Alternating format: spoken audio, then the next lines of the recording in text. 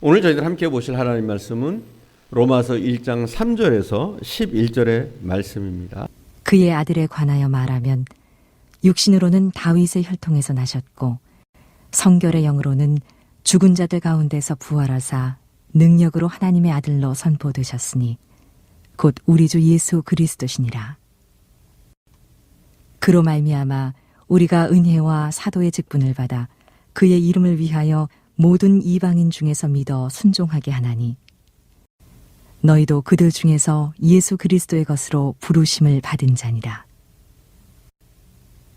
로마에서 하나님의 사랑하심을 받고 성도로 부르심을 받은 모든 자에게 하나님 우리 아버지와 주 예수 그리스도로부터 은혜와 평강이 있기를 원하노라.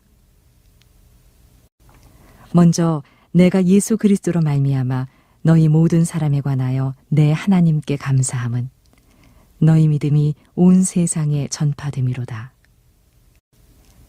내가 그의 아들의 복음 안에서 내 심령으로 섬기는 하나님이 나의 증인이 되시거니와 항상 내 기도에 쉬지 않고 너희를 말하며 어떻게 하든지 이제 하나님의 뜻 안에서 너희에게로 나아갈 좋은 길 얻기를 구하노라. 내가 너희 보기를 간절히 원하는 것은 어떤 신령한 은사를 너희에게 나누어 주어 너희를 견고하게 하려 함이니. 여러분, 왜 예수님이 기쁜 소식이 될 수 있습니까? 예수님만이 하나님과 인간 사이에 화해자의 역할을 하시는 분이기 때문입니다. 그래서 성경은 복음이신 예수 그리스도가 어떤 분이신가 우리에게 알려주고 있습니다. 3절을 봉독하겠습니다. 그의 아들에 관하여 말하면 육신으로는 다윗의 혈통에서 나셨고. 자, 예수님이 어떻게 나셨어요? 다윗의 혈통에서 나셨다는 겁니다. 다윗의 혈통에서 나셨다라고 하셨는데 이 말씀은 한마디로 말하면 예수 그리스도는 다윗의 혈통을 통해서 참 사람으로 오셨다는 겁니다. 예수님은 참 사람이십니다. 살과 피가 있는 사람이십니다. 또 4절에 보시면 4절을 저희가 봉독할게요. 4절을 봉독합니다. 성결의 영으로는 죽은 자들 가운데서 부활하사 능력으로 하나님의 아들로 선포되셨으니 곧 우리 주 예수 그리스도시니라. 자, 4절에서 제일 중요한 단어는 하나님의 아들이라는 말입니다. 그것은 다윗의 후손이라는 말과 대조를 이루고 있습니다. 그래서 우리는 예수 그리스도는 누구시냐 이렇게 묻는다면 그는 다윗의 후손으로 오신 참 사람이시다. 그러나 뿐만 아니라 그는 하나님의 아들로서 이 땅에 오신 참 하나님이시다. 이렇게 우리는 고백할 수 있어야 됩니다. 여러분, 하나님의 아들도 하나님이십니다. 우리는 이것을 기억해야 돼요. 여호와 증인을 만나면 제일 괴로운 질문이 무엇이냐면 하나님의 아들이 어떻게 하나님이냐고 공격을 합니다. 그러나 하나님의 아들도 하나님입니다. 질문을 바꿔보면 사람의 아들도 사람이잖아요.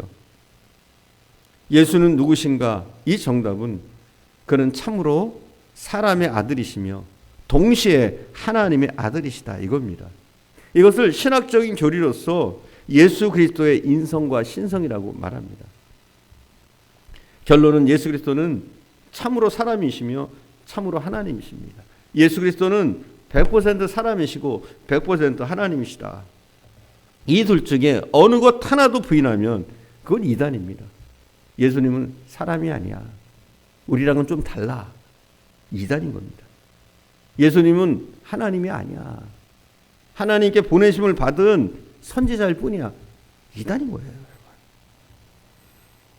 모든 이단들은 그리스도인 예수 그리스도의 신성을 부인하든지 인성을 부인하든지 둘 중에 하나입니다.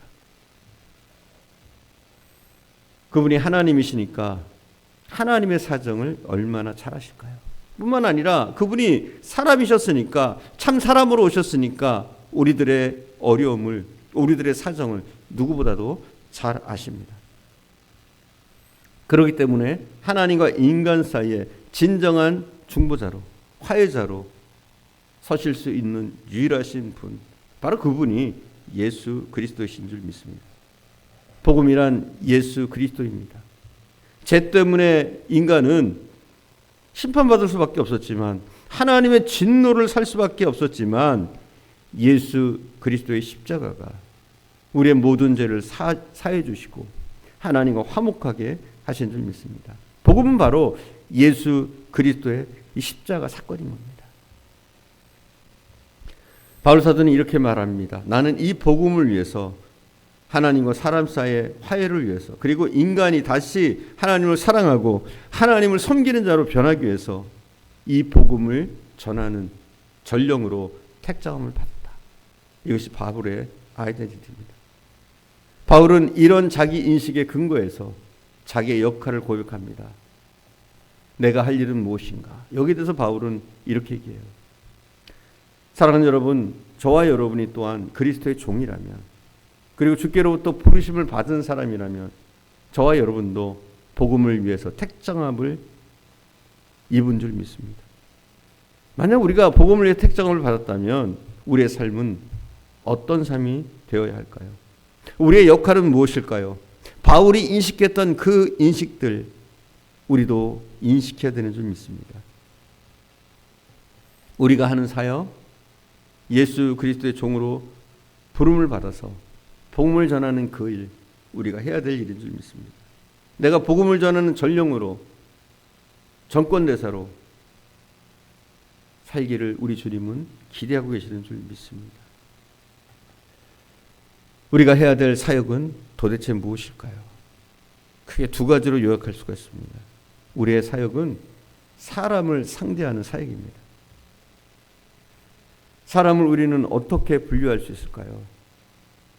우리는 두 종류로 사람을 분류할 수 있습니다. 낮은 사람, 높은 사람, 유식한 사람, 무식한 사람, 별 볼 일 없는 사람, 별 볼 일 있는 사람. 그러나 이 수많은 사람을 우리는 두 가지로 구분할 수가 있습니다. 어떻게 구분해야 됩니까? 신자와 불신자, 믿는 사람과 믿지 않는 사람. 결국 우리의 사역이라는 것은 믿는 사람을 만나는 그 사역, 또 불신자를 만나는 사역입니다. 사실 우리가 믿는 사람을 만날 때는 우리가 서로 격려하고 신앙을 견고히 세우는 그런 일을 하면 됩니다. 우리가 믿는 사람을 만날 때는. 그러나 믿지 않는 사람을 만날 때 그때는 우리는 복음을 전해야 됩니다. 사실 우리의 일평생 바로 이 일을 하기에 힘써야 되는 줄 믿습니다. 먼저 믿는 자, 신자를 만났을 때 우리가 해야 될 일은 무엇입니까? 바울은 친절하게 우리에게 설명해 주고 있어요. 11절입니다. 내가 너희 보기를 간절히 원하는 것은 어떤 신령한 은사를 너희에게 나눠주어 너희를 견고하게 하려 함이라. 그는 이렇게 로마에 있는 크리스천들에게 말하고 있어요. 나는 로마에 있는 당신들을 만나길 원합니다. 왜냐하면 하나님이 내게 주신 신령한 은사를, 그 은사를 가지고 여러분들을 섬기고 싶습니다. 섬김을 통해서 여러분들의 신앙을 견고하게 세우는 그 일을 하고 싶습니다. 이렇게 고백하고 있는 겁니다. 여러분들은 어떻습니까? 여러분들이 믿는 사람을 만났을 때 여러분을 통해서 그 사람의 신앙이 성숙하고 강화되고 있습니까? 저는 그리스도인들이 아직 신앙이 성숙하지 못한 사람들을 만났을 때 교회와 특별히 목사에 대한 발언이 저는 매우 중요하다고 생각합니다. 습관적으로 교회를 비판하는 사람들이 있어요. 집에 가면 교회를 비판합니다. 목사 욕하고 장로 욕하고 교회 욕하고 자녀들이 있는데 말이에요. 그런데 그 자녀들에게 복음을 전한다? 전해지겠습니까? 절대로 전해지지 않습니다. 집에 와서는 실컷 교회 욕하고 목사 욕 해놓고 교회 나갑시다 하면 교회 따라 나가겠어요? 자녀들이 가겠습니까? 여러분, 신자들을 만날 때마다 우리 주변의 사람들에게 그들의 신앙이 자라날 수 있도록 동기부여를 하고 신앙적인 얘기를 하고 함께 성장할 수 있는 그런 방안들을 모색하는 것, 이것이 우리가 믿는 사람들을 만날 때 할 일입니다. 오직 신앙의 증진을 위해서 가족 가운데 연약한 성도들 앞에서도 마찬가지죠. 그들이 어떻게 하면 주님을 더 만날 수 있을까? 그래서 그것을 위해서 우리가 해야 될 것은 교회에 험담을 하는 것은 금물입니다.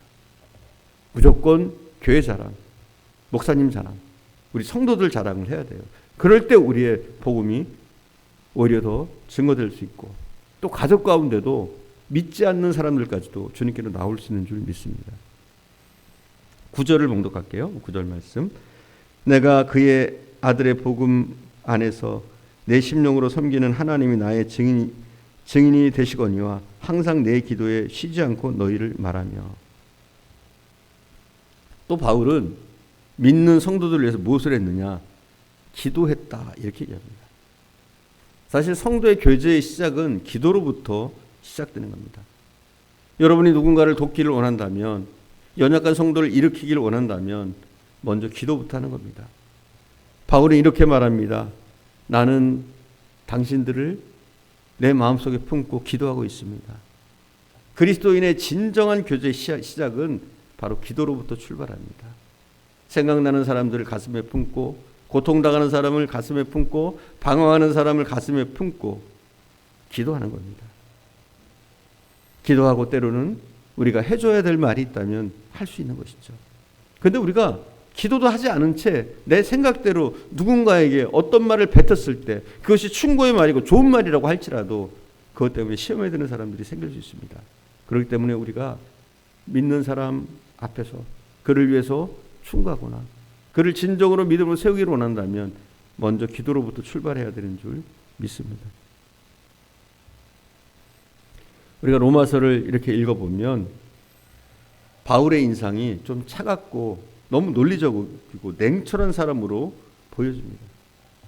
그러나 본문의 구절들을 보면 바울이 꼭 그런 사람만 같지는 않습니다. 여러분 알부남이라는 말 들어보셨습니까?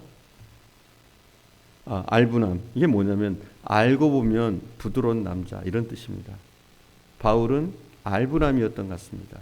냉철해 보이고 좀 날카로워 보였지만 너무 논리적이고 차갑게 보였지만 사실 뜨거운 가슴을 가진 사람, 많은 사랑을 가진 사람, 그래서 로마의 교인들을 위해서 걱정하고 그들을 세우기 위해서 근심하기도 하고 또 그들의 이름을 불러가면서 기도하기도 했던 그 누구보다도 정이 많았던 사람, 그 누구보다도 사랑이 많았던 사람이 바울이었던 것으로 보여집니다.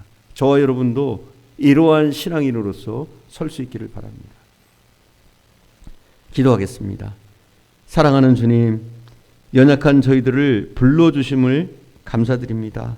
우리도 바울처럼 사람을 만날 때마다 더욱더 믿음의 모습으로 설 수 있도록 인도해 주시기를 원합니다. 믿지 않는 사람을 만나게 될 때에는 주님께서 우리에게 부탁하신 그 복음을 그들에게 최선을 다해서 전할 수 있는 저희들 되어줄 수 있도록 은혜를 더해 주옵소서. 특별히 교회 안에서 믿음의 형제 자매를 대할 때에도 우리가 더욱더 사랑하는 마음으로 대할 수 있도록 인도해 주옵소서. 무엇인가를 지적하고 말하기에 앞서 우리가 먼저 기도하게 하시고 그를 가슴에 품게 하시고 또 진정으로 사랑하는 마음으로 우리가 형제와 자매를 대할 수 있도록 인도해 주시기를 원합니다. 혹시라도 우리가 교회 비방을 하고 목사님의 비방을 했다면 이제는 우리 입술에서 그러한 비방들이 사라지게 하시고 어느 곳에 가든지 교회를 자랑하고 목사님을 자랑하고 성도들을 자랑할 수 있는 저희들 되어줄 수 있도록 인도해 주시기를 원합니다.